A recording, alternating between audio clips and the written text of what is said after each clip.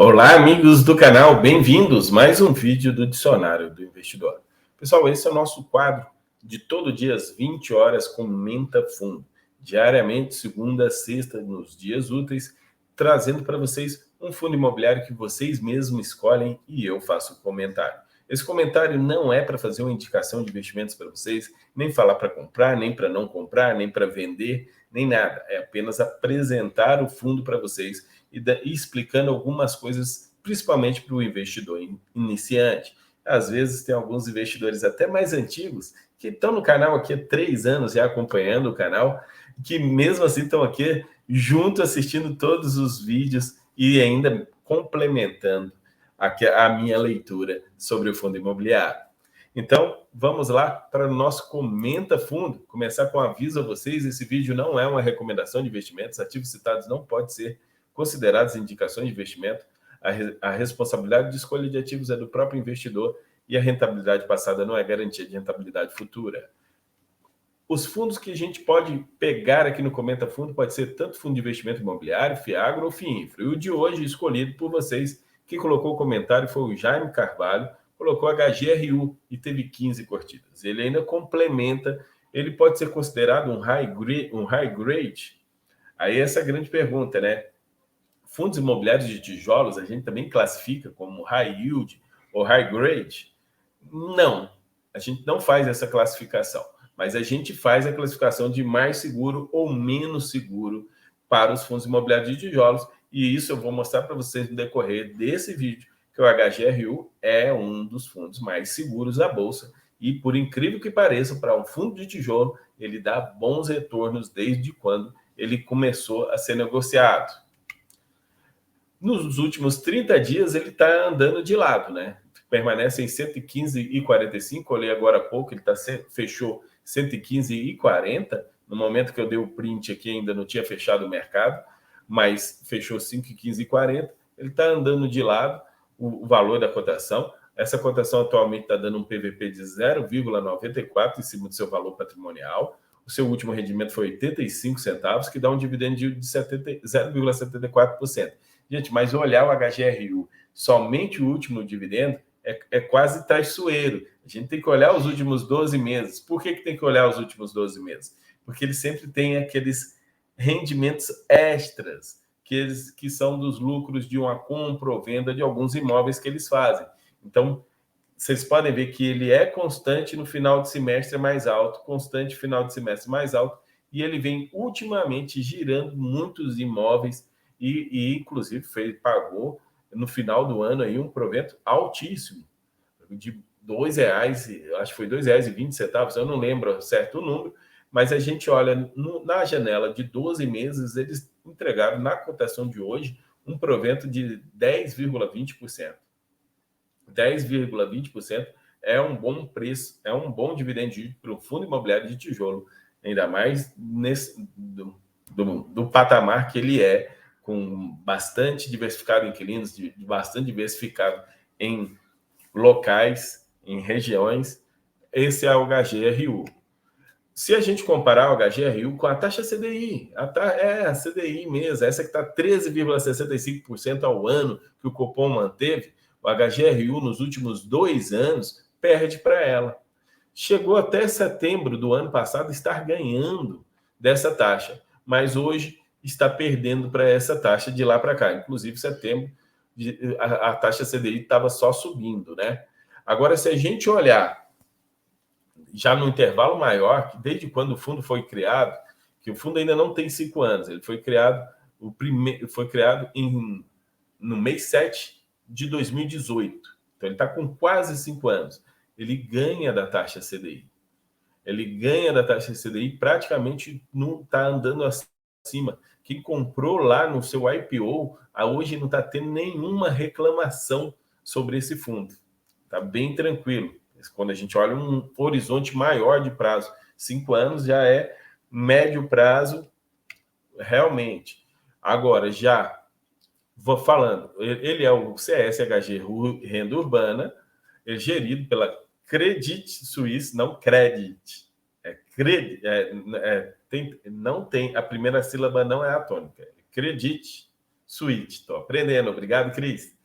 E você pode ver que aqui ele tem uma alavancagem de 4,1%, tem um valor de mercado de 2,1 bilhões de reais. O valor patrimonial é mais alto ainda que o valor de mercado.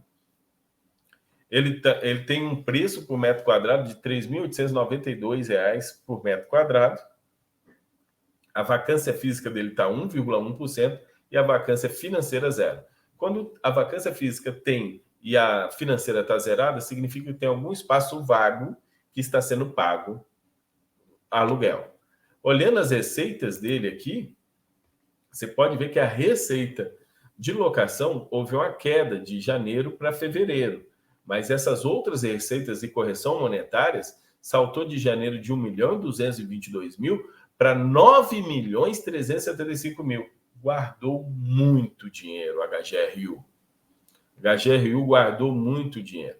O resultado deles foi 21.899.000 e ele distribuiu 15.642.000. Guardou mais de 6 milhões de reais. Ele poderia ter distribuído bem mais, que deve ser distribuído só lá no final do semestre. Então, vai vir dividendos gordos lá no final de semestre do HGRU novamente. Nos comentários de gestores, deixam claro isso, que levou o resultado de 1,19 por cota.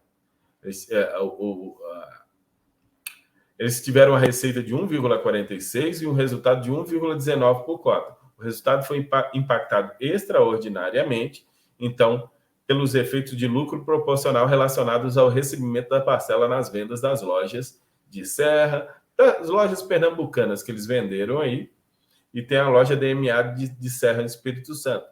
Em conjunto, somaram aproximadamente um lucro de 9,3 milhões, que equivale a 51 centavos por cota.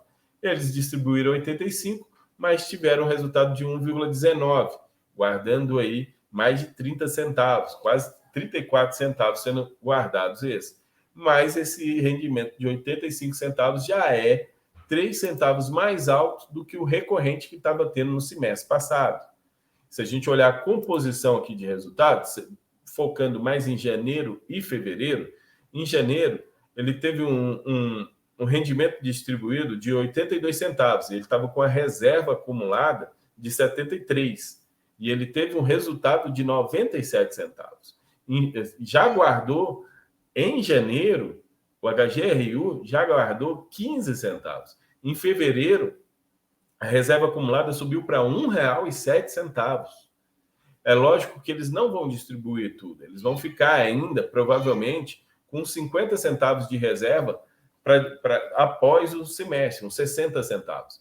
Então, mesmo assim, vai ter uma boa reserva a ser distribuída. Olhando aqui a liquidez do fundo, não me preocupa de maneira alguma, porque tem 61 milhões no mês, isso dá uma média de 3 milhões tranquilamente por dia de liquidez diária.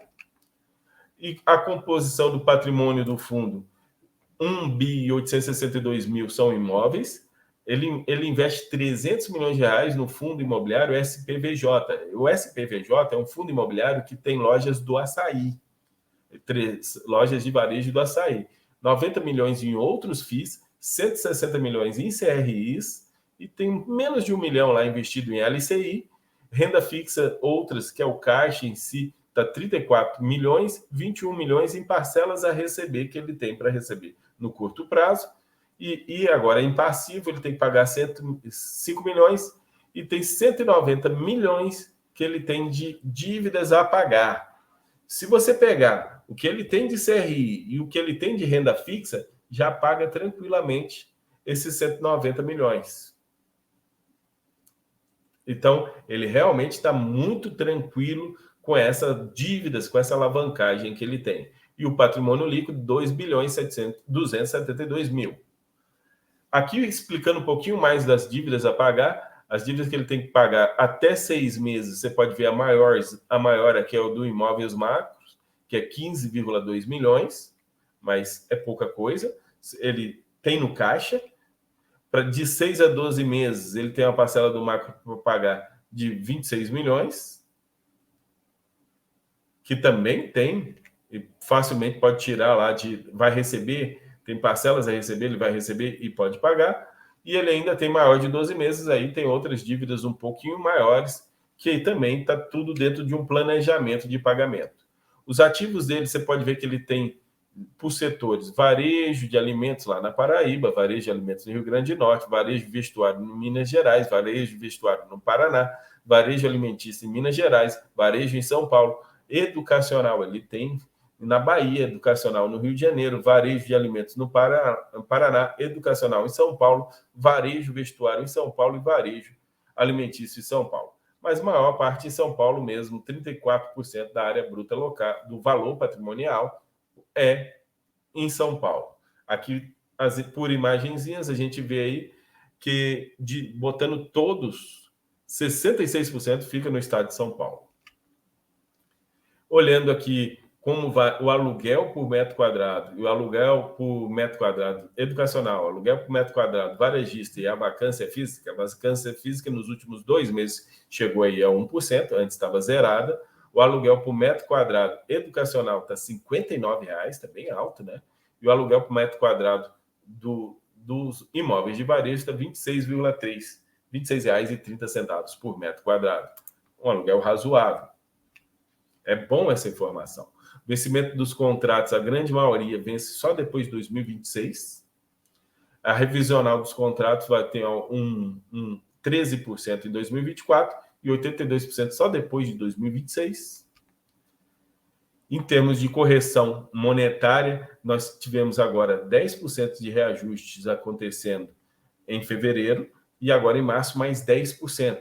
Então, vai vir mais receita imobiliárias, porque está tendo a correção monetária dos imóveis, sendo apenas 8% mais um 9% IGPM, 8,7% IGPM e 91,3% corrigido pelo IPCA.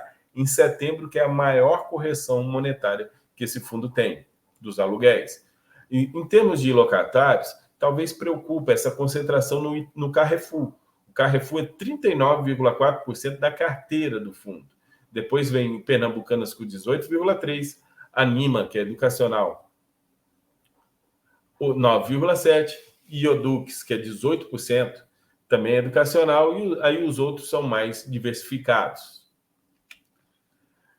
32,4% é educacional e o resto é varejo. Aí nós temos varejo vestuário 18,3%, varejo alimentício 46,2%. 81,1% dos contratos são atípicos. Isso deixa um pouco mais tranquilo, principalmente nesse setor de varejo. E típicos são 18,3%.